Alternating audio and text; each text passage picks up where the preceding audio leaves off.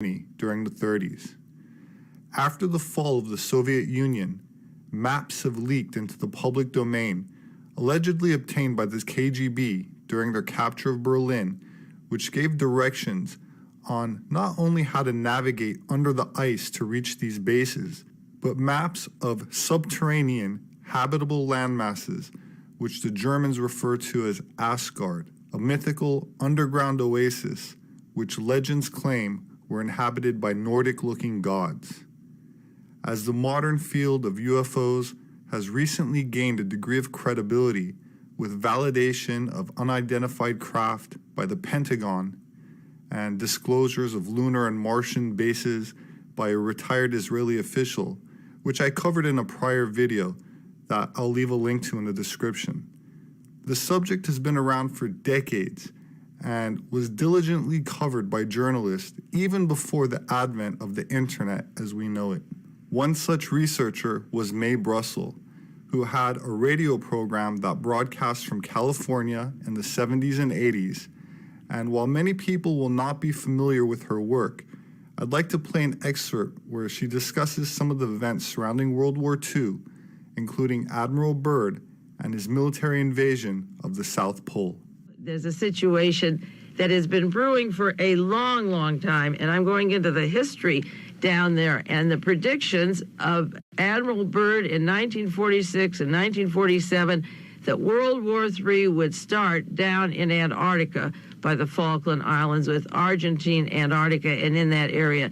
He knew and said in a press conference, 2 press conferences in Santiago, Chile in March of 1947, again in July 1947, that World War III would be set off down in that area. Well, when Admiral Byrd got home, he was met by James Forrestal, the Secretary of Defense. 2 years later, Forrestal was murdered, thrown out of a window at Bethesda Hospital 2 months after he got a Distinguished Medal from Eisenhower. Forrestal was with Admiral Byrd on consultations. Byrd went down to see if Eisenhower and the Russians were correct that Adolf Hitler was down in Antarctica building secret weapons and so forth.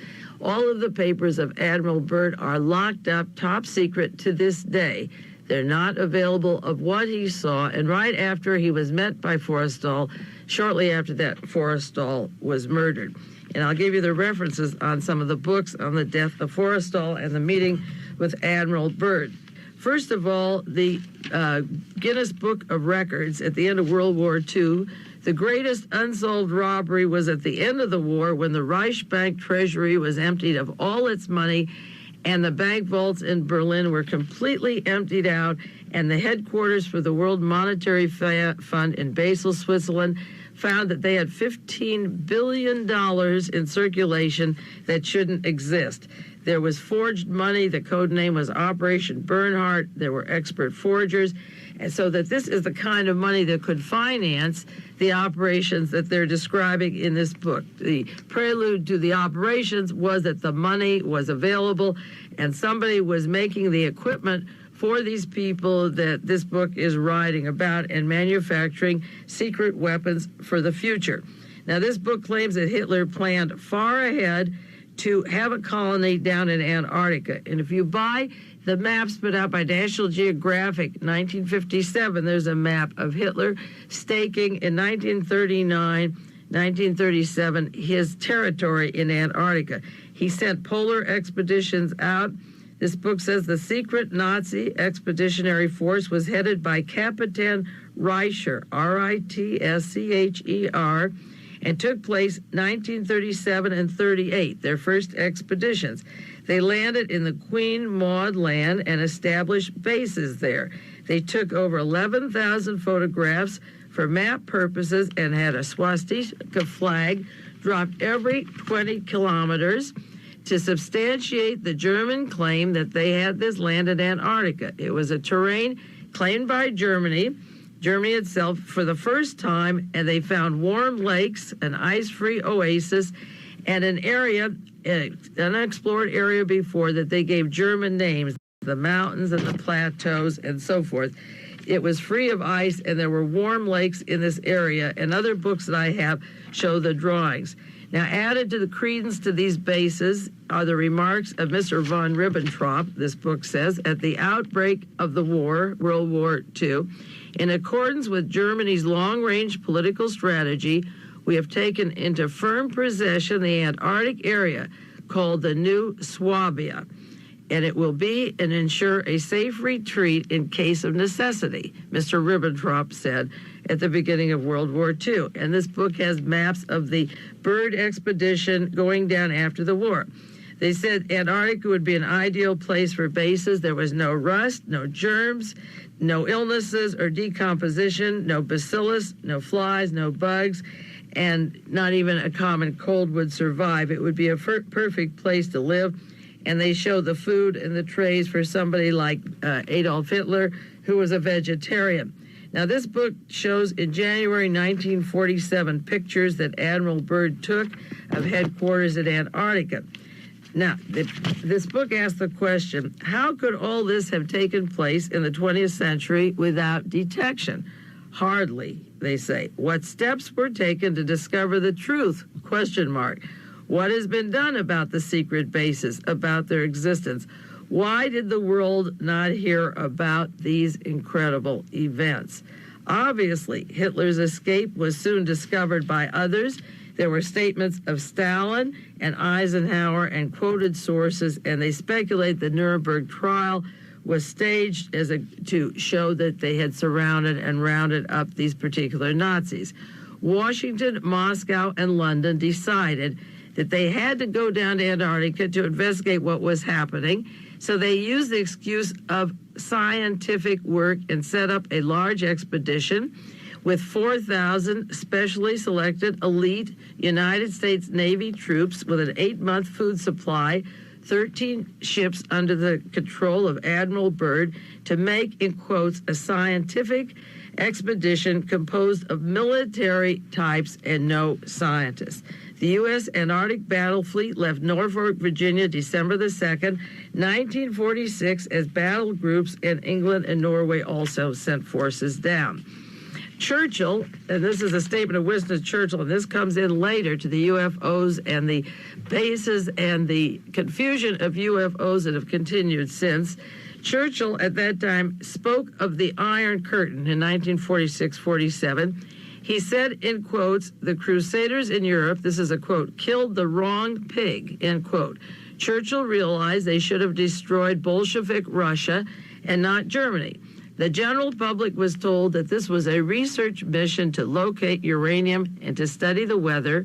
Admiral Byrd undertook this with the armed observation camps that were set up because the pole, the South Pole, lies between us and our enemies. And they considered in 1947 the enemies, Germany and the Nazis, that had gone down there during the war and after the war, and that they would be trouble later, and they wanted to find out. These were continuous enemies because they didn't believe the war was over, and they went down there. Further questioning as to who the enemy was asked July 7th in Santiago, Chile, of Admiral Byrd, in quotations from El Mercurio, a newspaper down there. And he said the Axis powers had been only defeated and had unconditionally surrendered, but he really realized that they would rise again, and he had an interview in the paper in Santiago, Chile.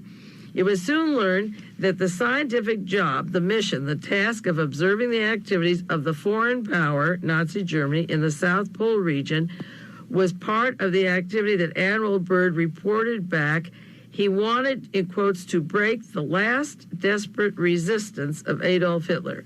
In case we find him inside his new Schwabenland in the Queen Maud Land region, we will destroy him. And there's Spanish books out at the time, Hitler está vivo.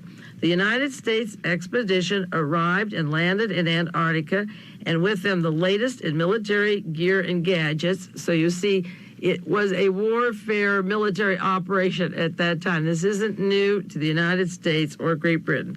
Bases were established and quickly expanded.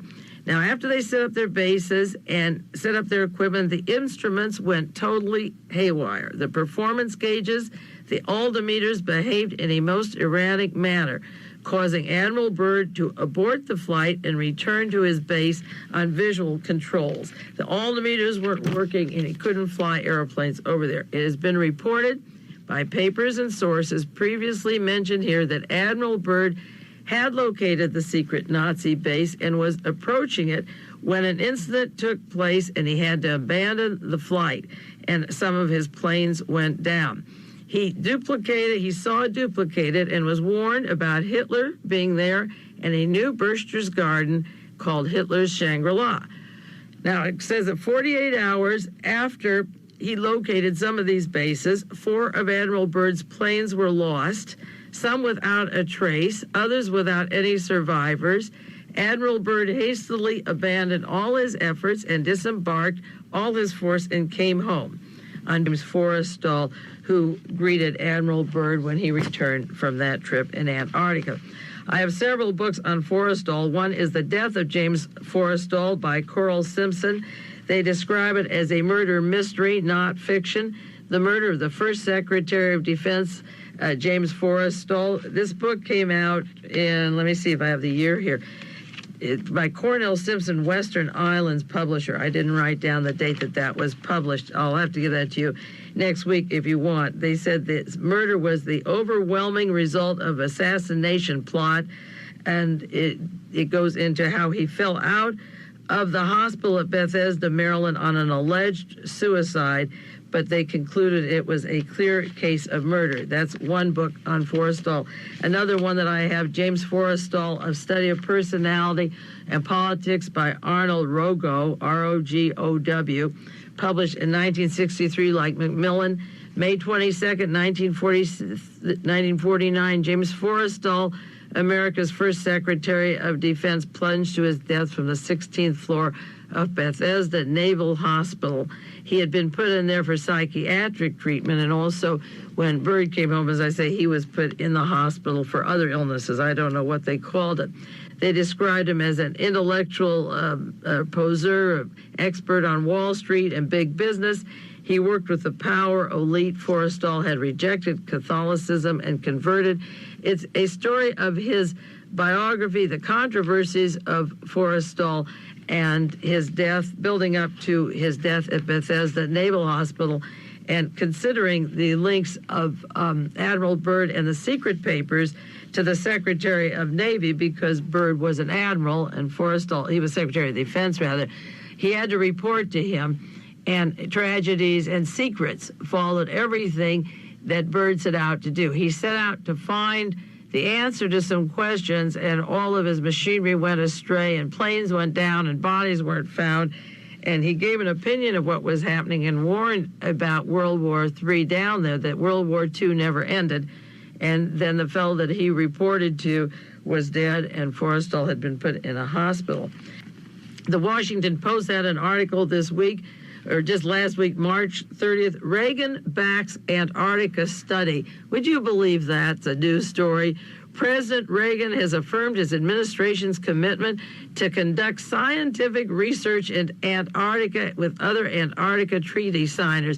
Do you have any idea of the budget the United States has mailed down to Antarctica since World War II? If you go to the bookstores, the federal government bookstores such as Golden Gate in San Francisco, or the government printing offices, get the back literature. I have it in my files, a lot of it on books available to Antarctica. The building there, the shipping there, the money going there, the equipment going there. The United States hasn't let a hunk of ice sit there with a bunch of penguins on it and pretending we don't know what's going on there. This has been a place that is going to be more in the news. We've built it up, and now the chickens are coming home to roost, and I hope you're ready. Reagan asked the National Science Foundation to continue a budget to manage the Antarctica program. Can you imagine anything so asinine or insulting, as if it hasn't been going on continuously, and all that area is charted out and mapped? There's the Rockefeller Plateau, there's the Hitler area. Get your maps on Argentina and Antarctica and how close it is to Argentina, and see what's really going on. But the real issue goes back to what Admiral Byrd saw and wrote about that is locked up in the archives. The truth of what's going to come out of there is what's locked up that we haven't yet been allowed to see. Now, last week on this program, I talked about the confrontation down at the Falkland Islands. I referred to books on the UFO, the Nazi secret weapons, the activity down there, and the lining up of Alexander Haig, in particular, where his loyalties are and where they're not, and the role of the United States down in the Falklands. And I claim that the real story has less to do with the Falklands than it has to do with Antarctica. And if you don't have that broadcast, you can get the tape of 540 just last week. Monday, when I left the tape off at the tape center to be duplicated and printed up the sheets that go with it, I stopped at the printers. I was reading my newspaper while the copies were being made, and there was the Monterey Herald, the morning paper, with Jack Anderson's article, Threat to Antarctica. And he was saying, in effect, to paraphrase some of the sentences or give them the quotes, he says, the Argentine invasion of the Falkland Islands may be a warm-up for future assault on Antarctica, but next time the U.S. toes may be tramped on. And he goes on to secret CIA documents that point to conditions for the aggression down there, and he leaves some of the important ones out, but he lists a few. And the CIA papers about the oil, the Argentine desire to have bases down there and to take the Falklands, and the controversy with the British and the CIA and the Argentine destroyers at one time sought to halt the British research vessels, but they didn't succeed. And Britain held on to the Falklands for a long time, and I'll go into a little history of that. He says there have been similar tensions over the Antarctic. The CIA has documents calling overlapping claims of the United Kingdom, Argentina, and Chile on the Antarctic Peninsula. And this is about the conflicts going down there, that what they really want and what will bring the United States in is Antarctica and not the Falklands. And then Jack Anderson writes, my associate, Dale Van Atta, who recently visited Antarctica, found the Argentine has been forceful in pressing its territorial claims. Now, isn't it interesting that he's down there? Because, see, the average person thinks that Antarctica is just a lot of ice with a lot of penguins and nothing else going on, and all you have to do is get your National Geographic maps going way back for 20, 30 years, and you realize there's a lot of building, construction, and locations and places there that are more than fascinating to study. And I mentioned last week the expedition of Admiral Byrd that was a top secret visit. And on the map of Antarctica, the National Geographic one, there's an area that says the most surprising discovery of Byrd's operation, called High Jump in 1947, was a so-called oasis here. Ice-free blue and green lakes, really inner arms of the sea, were scattered among 300 square miles of bare brown hills. Brown hills, ice-free areas, green lakes, Admiral Byrd, 1947. Those were the areas that are top secret, that we're not allowed to see, that are locked up or destroyed.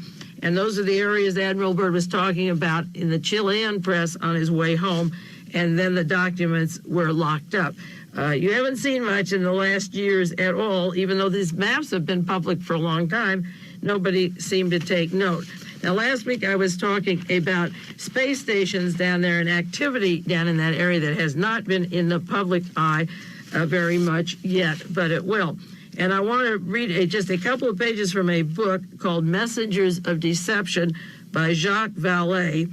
Vallée wrote this book in 1979 about spaceships. He wrote in 1979, let me summarize my conclusions about the UFOs, he says in the introduction, beginning of his book. The UFOs are real. They are an application of psychotronic technology.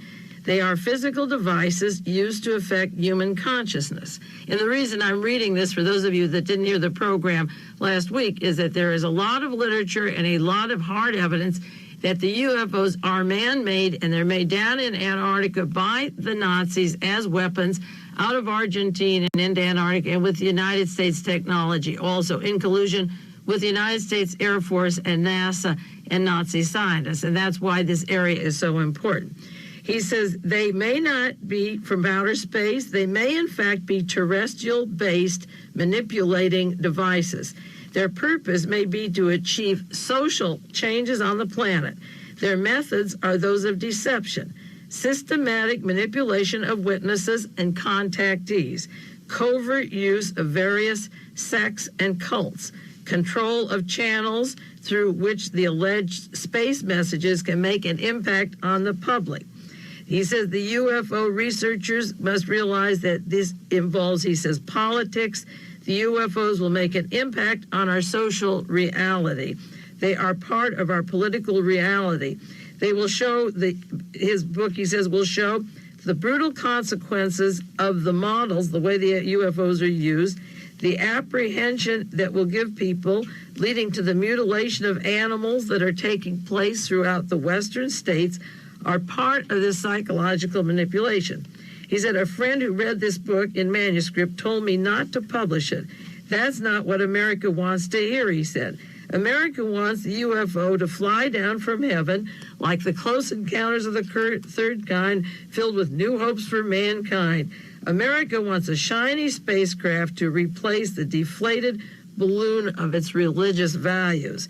If UFOs are connected with unexplained mutilation of cattle and with behavior modification on a grand scale, America doesn't want to know about it.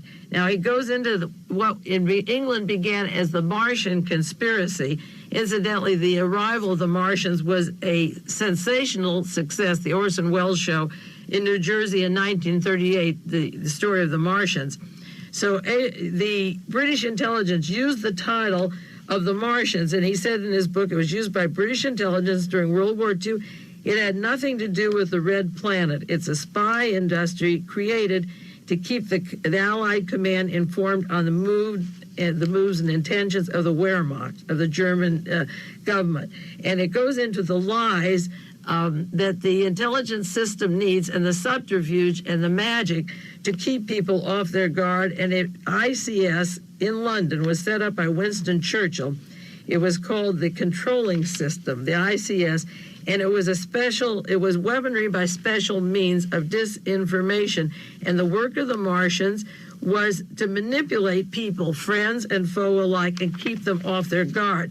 Now, the London Control Section, LCS, set up by Winston Churchill to use special means, was run by a Colonel John Bevan. They had members, a Major Morley, Derek Morley, a financier and shipping magnate, a Major Noel Gordon Clark.